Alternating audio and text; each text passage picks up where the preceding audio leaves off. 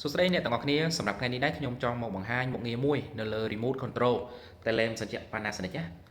មុខងារនេះគឺពិសេសខ្លាំងណាស់សម្រាប់អ្នកប្រើប្រាស់ហើយអ្នកដែលប្រើប្រាស់ភាគច្រើនណាស់ដែលគាត់មិនបានដឹងហើយអ្នកដែលដឹងហើយគាត់មិនដែលប្រើមុខងារនោះគឺមុខងារដែលខ្ញុំចង់និយាយនោះគឺមុខងារ iAuto X មុខងារ iAuto X ហ្នឹងគឺវាមានអត្ថប្រយោជន៍ច្រើនសម្រាប់អ្នកប្រើប្រាស់អញ្ចឹងដើម្បីយើងចង់ដឹងអំពីអត្ថប្រយោជន៍មុខងារ iAuto X ហ្នឹងវាមានអត្ថប្រយោជន៍ខ្លះតោះយើងទៅតាមដានវីដេអូទាំងអស់គ្នាឥឡូវខ្ញុំមកបង្ហាញមុខងារហ្នឹងនៅលើ Tele សិនជាម្ដងអញ្ចឹងមុខងារដែលខ្ញុំចង់និយាយហ្នឹងគឺមុខងារ Auto X តែបើ Tele សេរីថ្មីគេដាក់ iAuto X អញ្ចឹងសម្រាប់មុខងារនេះដែរគឺមានទូនាទីដូចគ្នាទេ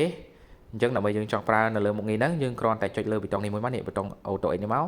អញ្ចឹងនៅលើអេក្រង់គឺ Load Auto X អញ្ចឹងបញ្ជាក់ថានៅលើមុខងារនេះគឺវាធ្វើឲ្យម៉ាស៊ីនត្រជាក់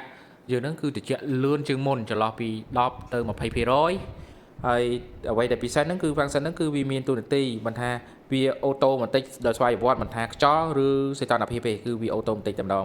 និយាយរួមទៅ function មួយនេះដែរគឺវាជួយធ្វើឲ្យម៉ាស៊ីនត្រជាក់យើងត្រជាក់ជាងមុនហើយនឹងវាជួយ save ថាមពលយើងបានច្រើនអូខេមានតែប៉ុណ្្នឹងទេអញ្ចឹងបើបងមានចម្ងល់មានអីចង់សួរអាច comment សួរខ្ញុំបានអូខេអរគុណ